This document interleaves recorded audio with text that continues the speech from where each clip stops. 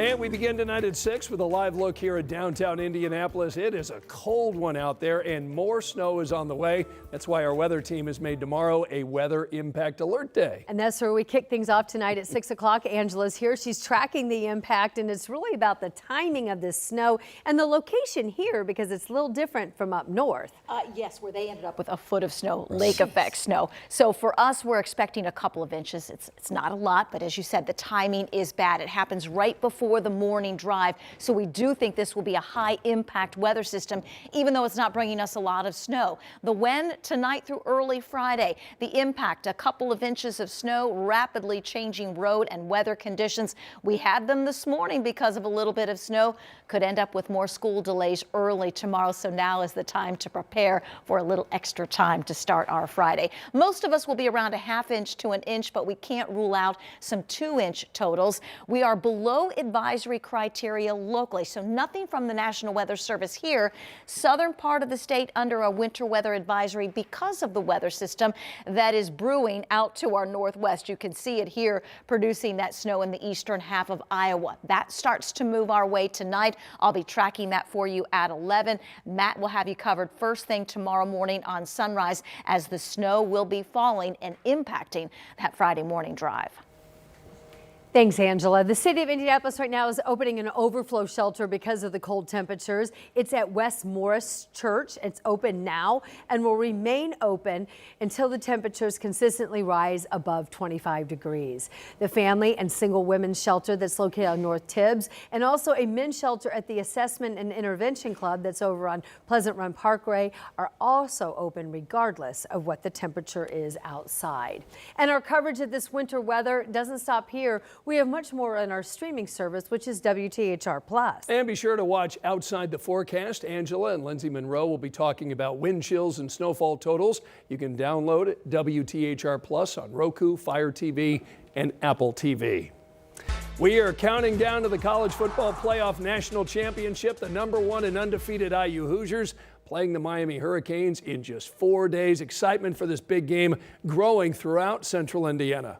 Specifically in Bloomington and IU's campus. And that's tonight where we find Brandon Schaff. Thousands of fans gearing up for the national championship by lining up, some waiting 6 hours to get a free rally towel. This blows my mind, Brandon. Yeah. Good evening, Anne-Marie Scott. It blows my mind too. 11 a.m. in the morning. That's when the first fans showed up here ready to get these rally towels, which they actually still have a pretty decent amount of, which is remarkable considering that line had thousands of people wrapping all the way around Assembly Hall. People still coming in now an hour after doors opened. And we actually have some fans here who they were so excited to have these towels and to get them. You know, tell me a little bit about how excited you were to get this towel. Very excited.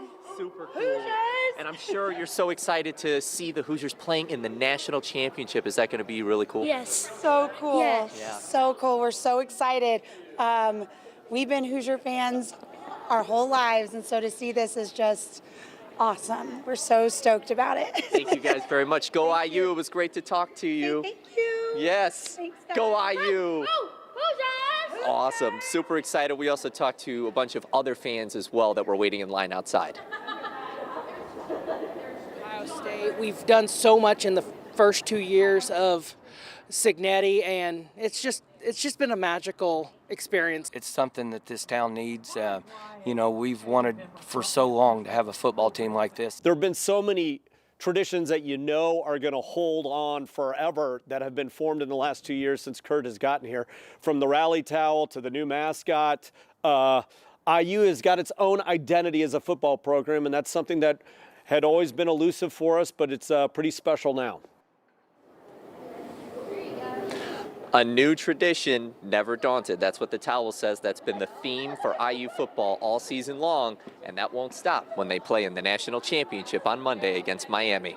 Reporting here in Bloomington, Brandon Schaff, 13 News. Back to you. All right, Brandon, thanks so much. And again, they're going to be up there until they run out of supplies, so there's still time to go get a towel. The national championship is a homecoming of sorts for IU quarterback Fernando Mendoza. Still ahead for you tonight, the connection that he has with Miami's head coach that goes back decades. Now to other news at the Indiana State House today. You shouldn't ask anyone to do a job that you wouldn't be willing to do yourself. Well, that is the position that one Indiana lawmaker is taking when it comes to the death penalty. Republican State Representative Robert Morris says he's got support for his bill that changes who carries out executions here in Indiana.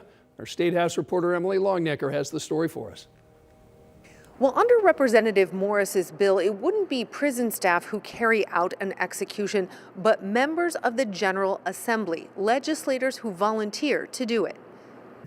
This isn't the first bill dealing with the death penalty Morris has filed. Last year, he had one calling for Indiana's death penalty to be repealed altogether. That bill never got a hearing. This session, Morris's House Bill 1287 would require the prison warden to form an execution team made up only of Indiana legislators who volunteer to be on the team. Names of the lawmakers on it would be public. If not enough were willing to volunteer, the execution wouldn't take place until a full team of legislators was available. We should really leave those executions to the men and women that passed that law. Don't push that horrible act onto a state employee. Put it right here in the General Assembly and let members who actually want to carry it out and do it actually follow through with those actions. Morris's bill isn't the only one this session dealing with executions in Indiana. Republican State Senator Mike Young has a bill to use a firing squad to perform executions. Republican State Representative Jim Lucas has a similar bill that also calls for lethal gas as an option too. And House Bill 1287 has been assigned to a committee, but it hasn't received a hearing yet. The bill has one co-author and another lawmaker who signed on to it. Morris says he continues to garner support for it daily, so we'll see if that support is enough to get the process moving for this bill. At the Indiana State House, Emily Longnecker, 13 News. Joe Hogsett could still run for a fourth term as mayor of Indianapolis. But if he does, he'll have competition in the Democratic primary. We've got Rich Nye in studio tonight after sitting down with a conversation with Vop Osley, the former City County Council president. So Vop Osley has been on the council since 2012. He's a 62-year-old architect who told me he has the experience, the knowledge, and a vision for Indianapolis. Osley served as president of the City County Council for 8 years. He just stepped down at the end of last year, which further fueled the speculation that he would run for mayor. Osley stopped by our studios this afternoon as he launched his campaign for mayor. He says he is running for mayor regardless of what Mayor Hogsett decides. The belief in our city, by its residents, being our greatest advocates, having their visions realized, is what is going to help us as that sort of world-class city that attracts others to come to it. As I said before, I don't want us to be flyover country. I want us to be go-to country.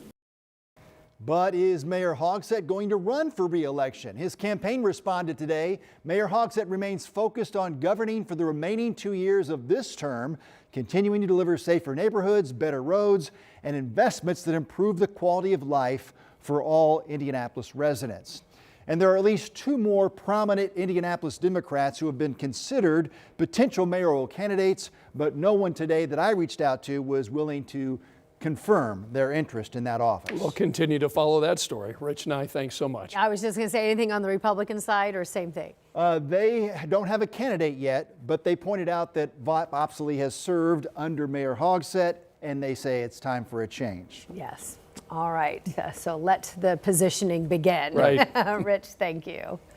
Angela? Anne Marie and Scott, we have snow showers on the way tonight and tomorrow morning, but how about the weekend? I'll have a look ahead. The Montgomery County Sheriff's Office tonight is raising concerns about a local alcohol and drug treatment center. Why he says more needs to be done to handle the calls that are being made to 911.